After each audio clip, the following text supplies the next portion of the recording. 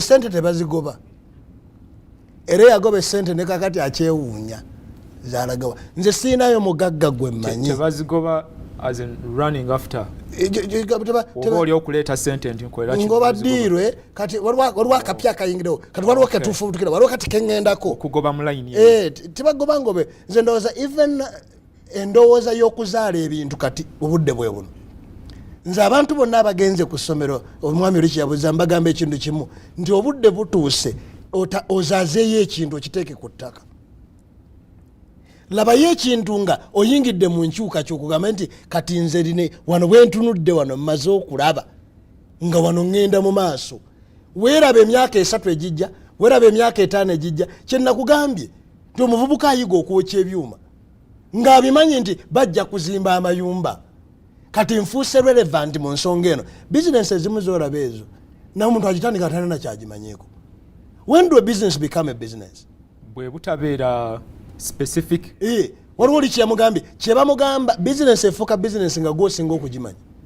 Kyovula mu kibuga muno abasajja baga nti najja ntunda ndagala nembera ku street ninaye abagagga bemmanyi nga bw'otambula naye akuga nti kati ekyo ekika ky'essaati tekikyakola era ye tazisuubula era ekikyayavuwaza wano abantu n'obusente bwabwe obutono baagoba ddiiru baagoba ssente era ng'abali mu zaala buli sera alina waateeka binga azizaazisa naye amaanyi g'okukula nze ndowooza nti abantu batandike n'okulowooza ku maanyi g'okukula teeka essente zo n'ebintu ewali okukula laba ekintu kyo nga kikuze for a particular time ekyokulala ekintu ekyo kiri kweyimirira nga gwe tokyalina maanyi kisobola okugenda mu maaso kisobola okugenda mu maaso ne kiyita ne ku maanyi go kiyinza okuleeta abantu abalala 5 ne bakwatirako kubanga diiru za wano kizoonoona bakulaga nti teekayo sente oziteekewa sente si by the way sente si zikola obugagga buli kyetegereza other resources like human resource like infrastructure networks gamba gwe wennyini n'obumanyi bw'olina bukola sente kati omulembe guno gwagala nnyo sente kyovana ne betting ayina amaanyi teeka wano sinje 10 wano nyinza okugyayo emitwalo 5 naye nze ndowooza kyegambye nti bajjajjaffe baategekanga ng'amanyi ne wanaava sente z'emyaka 2 egijja mu maaso amanyi wasimbye naga nti ogwo omuti gwa vakedo ffe twasimba vakedo baffe binaku mukubuulira tumanyi nti munaagenda okudda mu kisanja ekijja n'emiyembe gyaffe nga gyo gikuze n'amapaapaali munabamuga tajja genda nga tuga nti webanakooyera bajja kulya ku paapaali tumanyidde ddala we know how to go nze ndowooza n'abaana baffe n'abantu betusomesa obudde butuuse tuddeyo omuntu atulage tangibility ogamba is this thing tangible kati mu bufunze omuntu okubeera specific Grace kyabadde abuuza kimufundiza alina kukola atya alonde mangu ekintu kyasobola okukola mu maanyi g'alina akirabe nga kikula ate akirabe nga kigundidde because one day you are going to be tired ate alowooza ennyo nti kirimu eyimirira ekiseera ekyo lwataliokwo kye bayita okugundira ekyokulala kisobola okuleetayo abantu 3 kubanga obugagga tebukolebwa mikono 2 wadde omutwe ogumu abantu bwe baliba tebasobola kujja kukukolerako ogenda kubeeramu pakasa emyaka gyo gyonna egy'obulamu obwo tuusa olunaku lwolifa ate tojja nakufiira ku mulimu abantu bajja kukkiriza bajjagera otandise okuyuugayuugamu bagenda yave ku mulimu agende nze waffe eri gyenkola ku musana tulina eŋŋombe egamba nti atakyukakyuka nankyukakyuka enkyukakyuka ejjamu kyusa ne eyaliko Ssaabaminisita wa Bungereza Winston Churchill yakyogerako nti the wind of change is sweeping across Africa enkyukakyuka eyo tennaba kubanga ekomawo abantu ndaba nga Uganda twabuubisibwa naddala in education sector mbasa abadde akyogerako nti omwana otuuka mu senior 6 naye ng'omwana talina kyalagawo naye ng'agamba nti nali mu advanced level so we need to change the education system okulaba nti tukoppa kiri ekyabali kye baliko tuleme okutwala ate kino ekitatuyamba kubanga tukirimu fine naye nga tuyiga buyizi just bintu birabwako bulabi naye biri tangible tetubifuna webale nnyo balira abadde anyweza kyekyoga thank you amanya Mathias Kaliwango neyanze omukisa guno pastor ku nsonga eno nga nziramu okwebuuza ku kintu Grace gyabuuziza ebbanga eriyise mabega Qatar Airways yali enoonya abaana abakola ku Serena nendaba abaana abasukka mu 15 nga banoonya emirimu nekimpa challenge mu Luganda simanyi naye nekimpa okusoomoozebwa kw'amaanyi nti tuyinza okuba blame tugiteeka ku education sector gye tusomeddemu emyaka emikadde nakati eriwo naye ku lw'abavubuka nze n'abali wano nabo nabe tukiikiridde ebweru.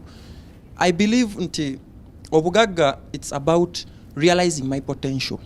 Kiki kye nsobola okukola. Pastor ng'oli wano nsaba otubuulire ffe abali wano n'abavubuka bonna abatulaba.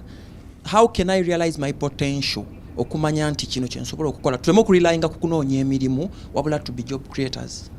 Obusobozi abuzuula atya? Nze ndowooza nti not only realizing our potentials, the power of creativity and innovativeness, amaanyi g'obuyiiya n'okussa mu nkola.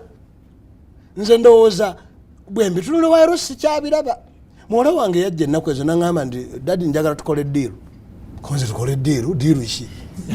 N'agamba ŋŋenda okutandika okwoza emmotoka yo ng'ompe 10,000 buli wenjooza. Kakati nani ngenda kuddamu eri engeri enkadde. Mwana wange nze muliisa emmotoka yange tekwajjooza. Nga naye lowoozaamu creativity ne innovativeness. Ne mugamba ddiiru. Ddiiru ng'atandika kwoza ng'ategeka mmotoka ng'asosola mmotoka ngeno gituukako wammanga omuntu ajoozezza. Kati bwe wayita akabanga lwambuulira nti ayagala iPad. Yaraba iPad naye bw'alaba engeri gy'ana bw'alaba okunsaba iPad obusabi. Alaba sijja kumuka sijja kuseetuka. Naye bw'alaba ng'asaza amagezi n'okuba omugezi nze ndowooza omulembe guno gulimu abantu abatali bagezi. Bagezi oba naye nga tebanneezuula. Oba tebakozesa magezi. Kuba bw'oyogera n'abaana bano abanoonya emirimu ng'abadde agamba. Bw'oyogera nnyo nabo ne mugenda ebuziba ozuula nti baana bagezi nnyo. Obugezi kyeki? Ye muntu ayinza okuwa ebirowoozo n'ogamba naye nnaate wamma. Kisoboka ekyo okuvaamu ekirooto. Abiteeka ne mu nkola. Oba ajja n'idea nga yakuteeka mu nkola. Enjawulo awo. Era nze mugamba akimbuira kati n'aŋŋamba nti dadi nti bwe naaba mpumudde mu senior 4 badde njagala iPad. Obuzizza emitwalo 40 egi.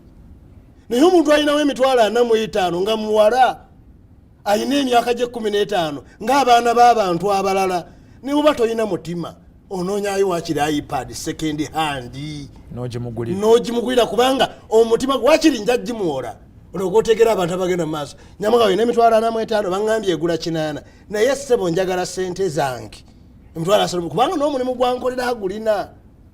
So in other words abantu kye bayita kunoonya mirimu ate n'ekirala okusettinga goals ez'awaggulu ebiruubirirwa. Nze naga nti abantu bayita newe basobola okukoma. Lwaki omulimu oyagala gwekkata gwokka? Mirimu bagambe givuddeyo wano. Bwano wabuzeewo emirimu wano. Kubanga nze omulimu ndaba kibayita ingredients. Bw'oyagala recipe yonna singa oyagala kufumba lindazi otandika okutegera nti njagalamu baking powder, njagalamu oba magi, oba njagala buto, njagala obuwunga. Nze ndowooza nti obudde butuuse olwaleero omuntu atandika okutubuulira nti njagala kufumba lindazi.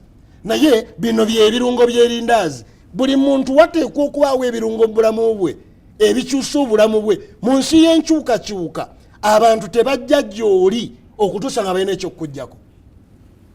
That's why bw'oba tolina kyakukuggyako oba kyakufunamu oba ngeri yaggatta naawe kye bakola nga bafuna wakunyonyontera. Era nze ngamba abantu bwinako omuntu bwakwesibangako ennyo nga you are not partners manya anoonya ku exploiting. Alina kyalabye ajja kukozesa mpaka lwali kusuula wansi nga takyakwetaaga.